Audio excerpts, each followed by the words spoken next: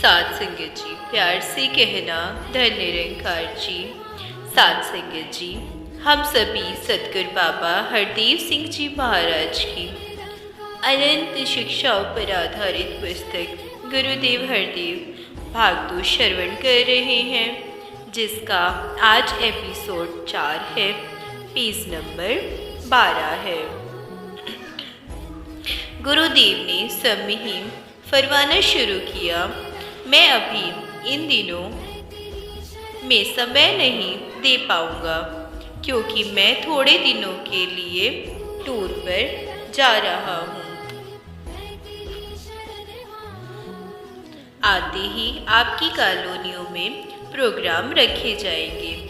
याद रहे, ये वे दिन थे जब श्रद्धालु और जिज्ञासु ही नहीं अपितु जिसके मन में मिशन के प्रति कुछ आक्रोश का भाव था, वे भी गुरुदेव से मिलकर अपनी शंकाओं का निवारण करने के लिए दाएं बाएं से गुरुदेव के निवास स्थान पर पहुंच जाते थे। मुझे कल की तरह याद है कि एक बार 5-7 महानुभाव जो आक्रोश से भरे भाव लेकर गुरुदेव के पास पहुँचे। गुरुदेव हरदेव ने अपने स्वभाव के माधुर्य से उनके दिल जीतने में कोई देरी नहीं लगाई।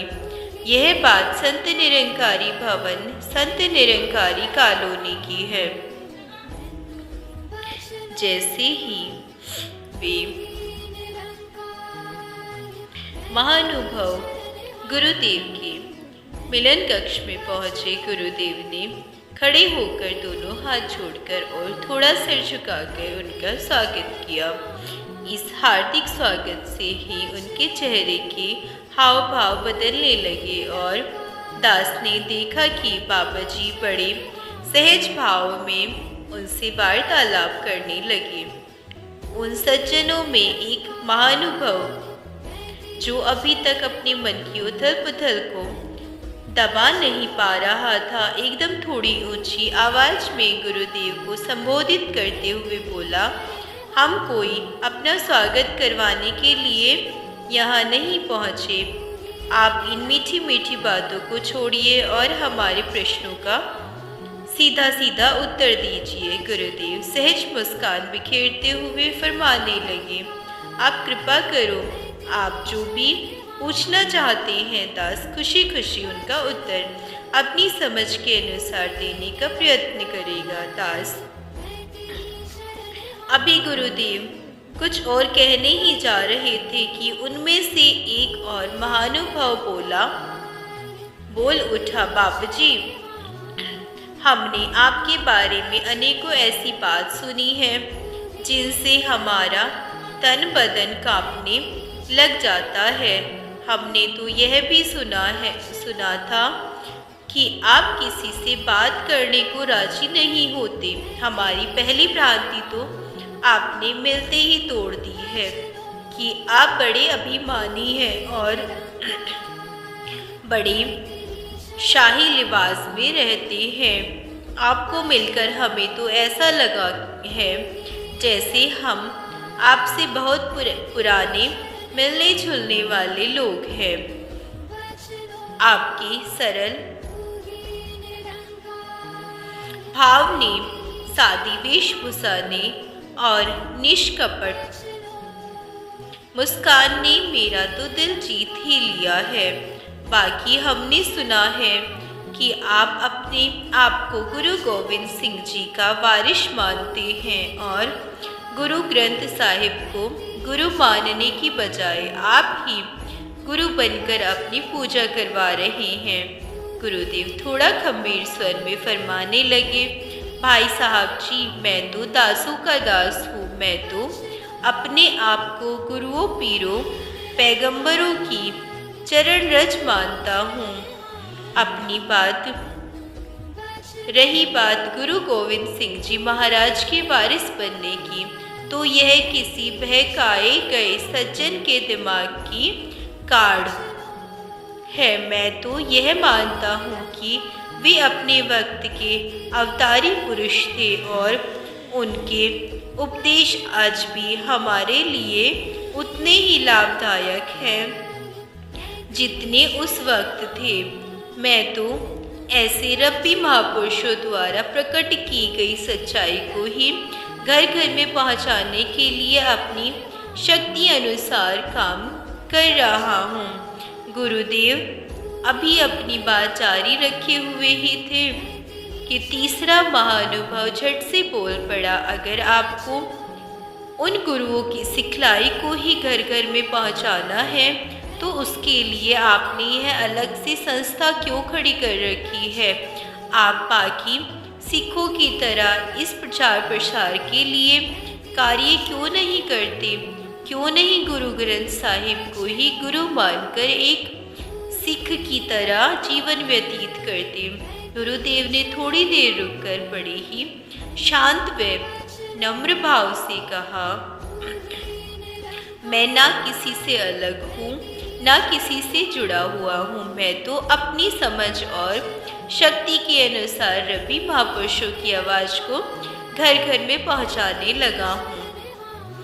मैं दिल से मानता हूँ कि गुरु ग्रंथ साहिब में जो भी वचन दर्ज हैं उन्हें हमें पढ़ने तक की ही महदूद नहीं रखना चाहिए, बल्कि उन्हें अपने अमल का अंग बनाकर अपना लोक सुखी और परलोक सुहेला करना चाहिए।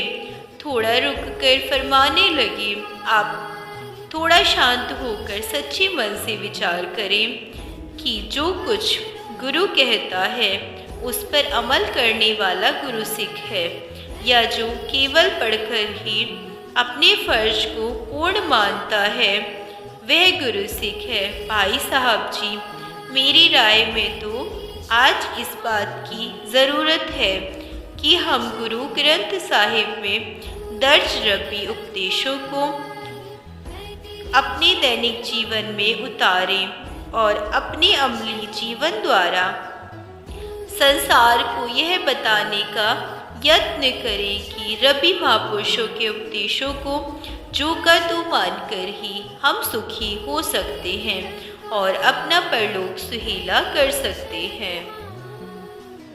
अभी एक और महानुभव कुछ कहने के लिए तैयार हुआ ही था कि उसके दूसरे साथियों ने खुद ही कहा, बाबा जी, आपसे मिलकर हमें बहुत खुशी हुई है और हम उम्मीद करते हैं कि आप कभी और ज़्यादा समय देंगे ताकि हम अपने मन में बैठी हुई शंकाओं का निवारण कर सके। गुरुदेव अपनी जगह पर खड़े हो गए और उन महान अनुभव को विदाई देने के लिए मिलन कक्ष के द्वार तक उनके साथ साथ चलने लगे। गुरुदेव हरदेव अभी द्वार से लौटे भी नहीं थे कि चरण स्पर्श करने वालों का तांता लग गया। मैं देख रहा था कि इतनी देर हो जाने पर भी गुरुदेव हरदेव सबके सुख दुख की बातों को बड़े गौर से सुन रहे थे और यथा योग्य आशीर्वाद देकर सबको संतुष्ट करते जा रहे थे। निराश हताश चेहरों पर अब हर्ष और उल्लास की रेखाएं देखकर दास का मन भी गदगद हो रहा था और हृदय से बार बार गुरुदेव हरदेव के व्यवहार की भूरी भूरी प्रशंसा सहज में ही निकल रही थी। खैर, महाराज भी खाने और विश्राम के लिए अपने कमरे की ओर बढ़ गए और मैं भी अपनी कॉपी पेंसिल लिए हुए अपने घर की ओर चल दिया। शाम को 4:30 बजे जैसे ही मैंने फिर बाबा जी के ऑफिस में प्रवेश किया, बाबा जी ने अपने स्वभावानुसार पूछा, हाँ जी, कुछ कहना है? मैंने सिर को झुकाकर निवेदन किया, आज कुछ महानुभव आपसे मिले, आपकी कृपा से वे बहुत हद तक संतुष्ट होकर गए। बाबा जी, कुछ अन्य परंपराओं के लोग भी ऐसा कहते सुने गए हैं कि निरंकारी बाबा काइस्ट बनाता है। कुछ दूसरे लोग हैं जिनको आपत्ति है कि आप अपने आप को रामकृष्ण का अवतार मानते हैं। बाबा जी उनके मनों में बैठी इस भ्रांति को कैसे दूर करें? गुरुदेव थोड़ी देर मौन रहे और फिर बड़ी धीमी आवाज में फरमाने लगे, शास्त्री जी, आप तो जानते ही हैं कि मुझे इस जिम्मेदारी को संभालते हुए लगभग 2.5 साल हो गए हैं। इस दौरान मैंने कभी दावा करना तो दूर की बात रही, अपने आप को इस योग्य भी नहीं माना जिससे यह कहा जा सके कि मैं उनकी बराबरी करता हूँ। लोगों के मनों में बैठी इस भ्रांति का कारण क्या हो सकता है और इस भ्रांति को दूर करने के लिए हम क्या यत्न करें जिससे लोगों को मालूम हो सके कि मैं तो केवल उनके बताए सत्य सिद्धांतों का प्रचार मात्र कर रहा हूँ। शास्त्री जी अभी वे कुछ फरमाने वाले ही थे कि मैंने कुछ गर्वीले स्वर से कहना, निवेदन करना, बाबा जी, जहाँ तक मेरी सोच काम करती है, मैं तो ऐसा अनुभव कर रहा हूँ कि आज लोगों में ऐसी भ्रांति का कारण हम ही आपके श्रद्धालु भक्त हैं, क्योंकि हम अपने भक्ति भाव में विभोर होकर पुकार उठते हैं कि हमारा सतगुरु हमारे लिए राम है, कृष्ण है, क्राइस्ट है, अथवा पिछले गुरुओं पीर पैगंबरों का मूर्त रूप है। बाबा जी, हम आपके अनुयायी ऐसा जो कुछ कहते हैं निश्चित ही यह सत्य धारण पर आधारित है। हमें आपसे वही शिक्षा दीक्षा प्राप्त हो रही है जो कभी इन दिव्य पुरुषों ने अपने समय में प्रचारित और प्रसारित की थी। हुजूर, आप ही बताएं कि हम कहाँ जाएं? इस धारणा को और इस सत्य को अगर व्यक्त नहीं करते हैं तो हम गुरु सिख की पदवी से गिरते हैं, और यदि ऐसे भावों को खुले प्रोग्रामों में प्रकट करते हैं तो हमारा तो ऐसा समझना दोषपूर्ण माना जाता है। आप कृपा करें, आप हमारे लिए आदेश दें कि हम इस द्वंद्व